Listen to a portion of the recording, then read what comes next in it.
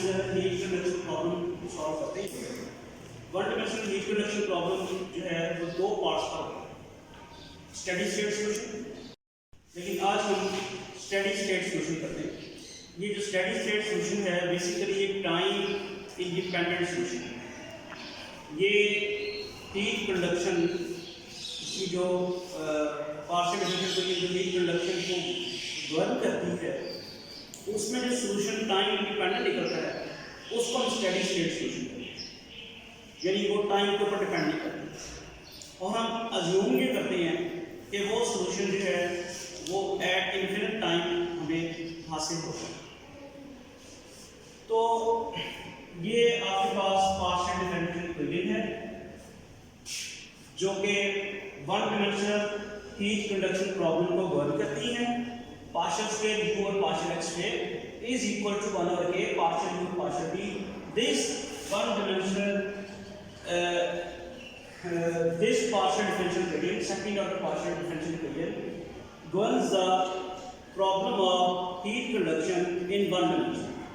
One dimensional heat conduction problem is governed by this partial differential equation. The solution of this partial differential equation will give you the temperature at any time, at any instant of the rod.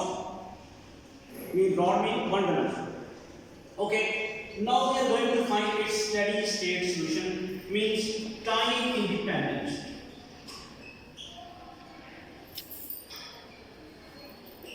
Time independent solution हम आपको करना चाह रहे हैं। What is this? This is the boundary condition. U0 t is equal to t naught. मुझे ये बताएं कि u x t जो होगा इस डिफरेंशियल इक्वेशन का जो सॉल्यूशन है जो आएगा u x t बेसिकली ये क्या होगा बता सकता कोई? ये टेम्परेचर होगा। Temperature in the one dimensional rod. इस पे दो चीजों के ऊपर डिपेंड करता है, एक्स के ऊपर और टी के ऊपर। अब आप जरा देखते हैं, फर्क करें, ये आपके पास रॉड है, ये आपको मिल रहा है यूएक्सटी, ये आपका ये एक्सिस जो है वो एक्स एक्सिस है। लेट्स सपोज कि यहाँ इस पोर्शन का आपने टेम्परेचर मालूम करना है एट 5 सेकंड, और लेट्स सपोज कि ये यहाँ से लेके यहाँ तक का डिस्टेंस जो है हमारे पास है 2। तो यहाँ आपके पास जो टेम्परेचर आएगा वो क्या होगा? U25 2 हो गया इसका डिस्टेंस, और 5 क्या होगा? टाइम के लिए, और ये चेंज होगा। अगर आप 2 को फिक्स कर दें, इसी का 6 सेकंड पर टेम्परेचर फाइंड करें तो जो उसको लिखेंगे कैसे आप? 2 और 6 U26। इसी तरह अगर आप 7 सेकंड पे करेंगे U27, इस पॉइंट का, इस पोर्शन का, रॉड के इस पोर्शन का डिस्टेंस टेम्परेचर जो है वो चेंज होता जाएगा विद टाइम। लेकिन अगर इसके टाइम का डिपेंडेंस खत्म हो जाए तो फिर ये किसके ऊपर डिपेंड करेगा? फिर ये सेम रहेगा। यानी फिर हम U25, U26, U27 नहीं लिखेंगे, बल्कि इसको किसी और नाम से लिख देते हैं V। V क्या चीज है? U तो था complete temperature which also depends on time, but V is the temperature which does not depend upon time. This is steady state temperature. So here in this problem we are going to find the steady state temperature. Steady state solution हम मालूम करना चाह रहे हैं, और वो सिर्फ distance पर डिपेंड करेगा, टाइम पर डिपेंड नहीं करेगा। और हम ये सब अज्यूम करते हैं कि ये सिचुएशन हमें हासिल होगी एट इन्फिनिट टाइम। इसको समझने के लिए सिर्फ इतना ही काम करना आपने। अच्छा, मुझे आप जैसे मैंने आपको समझाया, मुझे आप ये बता सकते हैं ये क्या चीज़ है? U0t, ये temperature at the left end होगा, left end of the rod. क्यों बोला? यहाँ x क्या है? यहाँ x हमारा 0 है, तो ये temperature at the left end of the rod है एट एनी टाइम। पीक में वैल्यू देगा। Look at this, when I right this U0t is equal to T naught, this gives you the temperature at the left end of the rod at any time. And what is given it is T not, ये fixed है। तो ये left, अब आप ये rod देखिए तो rod के ये दो एंड्स हैं, एक ये वाला और एक ये वाला। अगर रॉड की लेंथ आपके पास ए है तो यहाँ टेम्परेचर क्या बनेगा, 8। तो ये जो रॉड है इसकी एंड, ये जो एंड दोनों हैं, एंड पॉइंट्स हैं, ये इसके बाउंड्री पॉइंट्स हैं, इसलिए हम इनको कहते हैं बाउंड्री कंडीशंस। U0 T जो है ये बाउंड्री कंडीशन है, लेकिन है टेम्परेचर लेफ्ट हैंड के ऊपर, और ये U8 है, this is also temperature at the right end, these are known as boundary conditions. तो यहाँ आपके पास ये बाउंड्री कंडीशन है क्या कि ये लेफ्ट हैंड के ऊपर टेम्परेचर है और वो उसने रखा हुआ कांस्टेंट, वो फिक्स है T नॉट, यानी जो मर्जी होता रहे लेफ्ट हैंड के ऊपर टेम्परेचर T नॉट ही रहेगा। राइट हैंड के ऊपर टेम्परेचर उसने इस इक्वेशन से दिया हुआ, rate of change of temperature of the right hand with respect to it is T or X. Look at the boundary condition. What is that? I think it should be X. Partial, it should be X.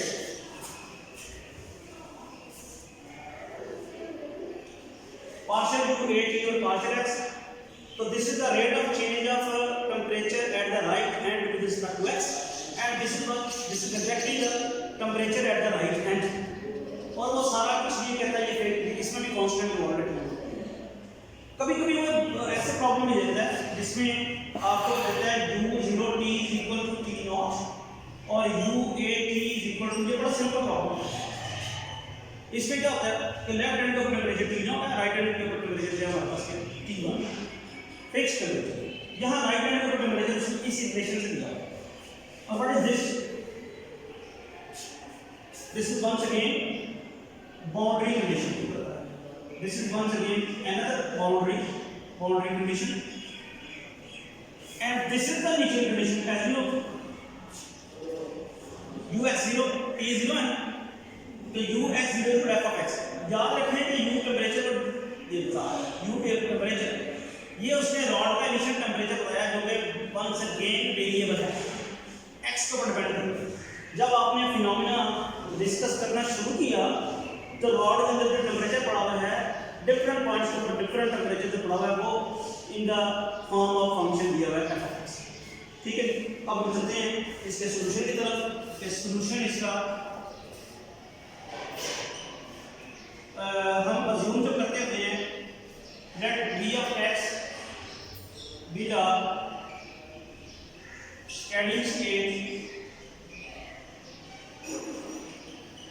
temperature, then ये बात आप देखें इसमें हासिल काम करो limit infinite time करो, limit t equal to infinity u(x(t) is equal to v of x। Look at क्या किया, टाइम की डिपेंडेंस खत्म कर दी।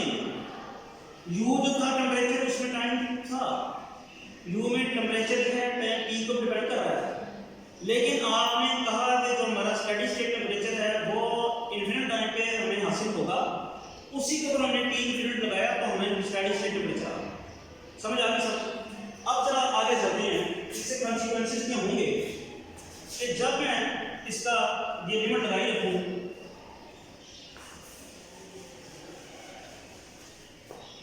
यानी मैं अब ये अगर कर लूं limit t equal to infinity partial u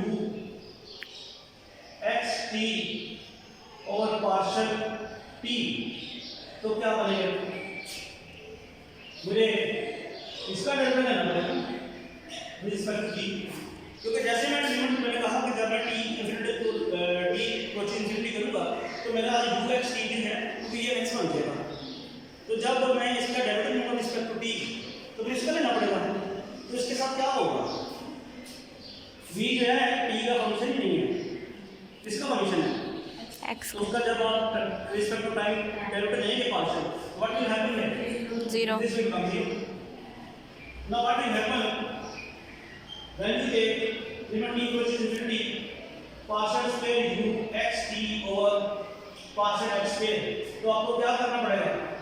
partial v of x और पार्शियल एक्स ये करना पड़ेगा, ये आपके पास है, इसका वेक्टर ले रहे हैं double derivative respect to X, आपको राइट हैंड साइड का डबल डेरिवेटिव लेना पड़ेगा। तो अपन बताएं कि जब एक फंक्शन है v वो एक सिंगल वेरिएबल का फंक्शन है x का, तो उसका पार्शियल डेरिवेटिव किसमें कन्वर्ट हो जाएगा? ऑर्डिनरी डेरिवेटिव उधर ये ना पार्शियल डेरिवेटिव तब लिखते हैं ना जब वेरिएबल में जो या एक से ज्यादा हो, तो सिंगल वेरिएबल का फंक्शन है तो डेरिवेटिव क्या बन जाएगा? ऑर्डिनरी बन जाएगा। तो ये क्या बन जाएगा आपके पास? b स्क्वायर v dx हमने आगे सब। अब आप देखिए कॉन्सिक्वेंसेस, ये सारी की सारी इक्वेशन फॉर्म में जब पुट करें वैल्यू तो क्या बनता है? पूरी d स्क्वायर का तो ये बन जाएगा d square v over dx square is equal to 0, ये बनेगा। एक दफा इंटीग्रेशन करेंगे तो क्या बनता है जी? dv ओवर dx एक कांस्टेंट इंटीग्रेशन आ जाएगा, कोई इसका दी नहीं है। अच्छा मैंने इसको 1 कहा था, इसको मैं 2 कह देता हूँ, जरूरत पड़नी है, इसको मैं 3 कह देता हूँ और इसको मैं 4 कह देता हूँ। 4 की वैसे जरूरत नहीं पड़ेगी लेकिन कह देते हैं dv ओवर dx एक बराबर आ गया, इसी को यूनिट 5 कह देते हैं। एक बार फिर इंटीग्रेशन करें तो v ऑफ x किसके बराबर आएगा? ax प्लस b, इसे हमने क्या कर दिया? यहां तक समझ आ गई सबको? आपको भी समझ आ गई? अब हमारी बारी है कांस्टेंट a और b की डिटरमाइन करने की। कांस्टेंट a और b कैसे फाइंड करनी है? तो उसके लिए बाउंड्री कंडीशन तो आपके पास दी हुई है। मुझे ये बताएं कि जब मैं इसके ऊपर लिमिट अप्रोचेस इंफिनिटी लगाऊंगा तो क्या बनेगा? मैं यहां लिखता हूं तो ये नंबर कौन सी है? 2 है। इसको मैं लिखता हूं limit t approaches infinity, left hand side पे मेरे पास क्या है u0t और मैं राइट हैंड साइड पे लिखता हूं t अप्रोचेस इंफिनिटी t0। मुझे आप ये बताएं क्योंकि t0 फिक्स्ड है, कांस्टेंट है, ये लिमिट t अप्रोचेस इंफिनिटी का कोई इफेक्ट होगा t0 के ऊपर? शाबाश, नहीं होगा। लेकिन इसमें क्या होता है u ने इमीडिएटली किसमें कन्वर्ट करना है? v में, और v फंक्शन किसका है? x का। x की वैल्यू क्या है? 0। तो बस ये तो सिंपली हो गया हमारे पास v ऑफ 0 और उधर क्या हो गया? t0। इसलिए हम इसको ना 2a कर देते हैं क्योंकि ये इक्वेशन नंबर 2 से आई है। इक्वेशन 3 के ऊपर अगर हम अप्लाई करें इसी तरह ही इक्वेशन नंबर 3 के ऊपर हम लिमिट अप्लाई करते हैं, limit t approaches infinity minus a partial u a t over partial x is equal to 8 और आपकी क्या है u of a t minus t1। जब मैं इसके ऊपर लिमिट अप्लाई करूंगा ये समझ लीजिएगा u किस में कन्वर्ट होगा? v में, और v में कन्वर्ट होगा तो v में t नहीं, x कहां पे क्या है? a, तो वो बन जाएगा a, ये बनेगा minus a d v of a dx, समझ आए? और उधर क्या बन जाएगा? h v ऑफ a और t मान को कोई फर्क नहीं पड़ेगा, समझ आ गई सबको? Minus a d v of a और e। आपका जो प्रॉब्लम है वो अब स्टेडी स्टेट में चला जाएगा। मुझे अब ये बताएं कि ये दो इक्वेशन आई हैं 2a और 3a, इनकी मदद से हम a और b की वैल्यूज कैसे फाइंड कर सकते हैं? a की वैल्यू क्या है? a की वैल्यू यहाँ देखिए मेरे पास v ऑफ a है, v ऑफ a निकला तो v ऑफ 0 निकला, v of 0 निकला, v ऑफ a मेरे पास यहाँ से निकलेगा तो मुझे v ऑफ 0 भी मालूम करना है, v ऑफ a भी मालूम करना है, फिर उनके डेरिवेटिव भी मालूम करने हैं। ये जरा गौर कीजिएगा, ये है यहाँ से मुझे डी ऑफ बी ऑफ ए मालूम हो जाए तो मैं अब जरा वैल्यूज पुट करता हूँ। Put x is equal to 0 in 6। ये मुश्किल नहीं है, ये क्वेश्चन आपको याद नहीं करने पड़ने, ना क्वेश्चन आपने याद करने हैं, सिर्फ मेथड को देखें क्या method.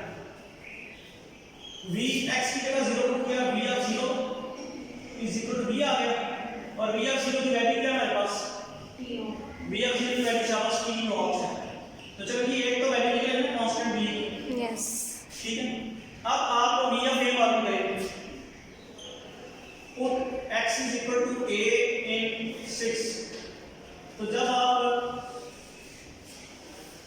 x is equal to a in 6 put करते हैं तो v of a is equal to a plus b, और मैं अब करता हूँ v ऑफ a की वैल्यू कुछ है कि नहीं, I think v of a की वैल्यू नहीं है, चलिए कोई बात नहीं। ये v ऑफ a भी किसके बराबर आया, a plus t not, is it clear? Yes. इसको इक्वेशन नंबर 7 कर देते हैं। अच्छा मेरे पास ना वो एक इक्वेशन और भी है जो मैं यूज नहीं कर रहा, तो यहाँ मुझे x की जगह a पुट करना 5 में, put x is equal to a in 5, तो आपके पास क्या हो जाएगा, b of a b of x is equal to a, ठीक है। ये वाली जो वैल्यू आई है मेरे पास इक्वेशन नंबर 7 और 8 में, इनको मैं कहाँ जाकर पुट करूँगा, 3a, तो मेरा जो दूसरा कांस्टेंट है वो मुझे लग रहा है कि बाइंड हो जाएगा, तो हम ये लिखते हैं using 7 and 8 in 3a we have जिताइएगा माइनस के b ऑफ a किसके बराबर आएगा, a के, शाबाश, और इधर h v ऑफ a किसके बराबर है, a Plus t naught. और ये माइनस की बात इधर सही है, ऐसे आएगा, a सबके साथ है, चलिए शाबाश। अब देखिए कोई आप इस पोजीशन में है, a की वैल्यू निकल आएगी माइनस के a is equal to a plus h t naught Minus h. Minus t1, तो मैं क्या करूँ फिर इसको मैं h a उधर ही रख देता हूँ, प्लस k a इसको उधर ले जाता हूँ, फिर इसको इधर ले आऊँ h into t1 minus t1, ये देखिए गलती ना हो जाएगी, h a a मैंने उधर ही रख दिया, k a को उधर रहेगा और उसको भी इधर लेके आया, तो जब उसको इधर लेके आऊँगा तो फिर क्या करेगा, t1 minus t2। Now we can take common a from here, 8a plus a into a is equal to h t1 minus t naught, and a is equal to h into t1 minus t naught over 8a plus a. This is value of other constant a. Now putting these values of a and b in our solution. Where was the solution? In what equation? जरा बताइएगा कहाँ solution था, solution वाली कोई किसी लिखी, यहाँ v of x आया है,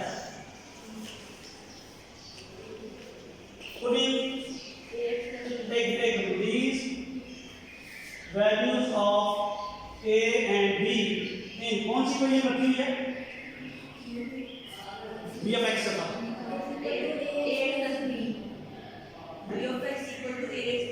वो इक्वेशन नंबर ही दी किसी 6, equation number 6, v of x is equal to ax h into t1 minus t naught over h a plus a x plus b था, तो this is the required steady state solution, और इसमें आपको time नजर दूंगा, time independent solution. This is the required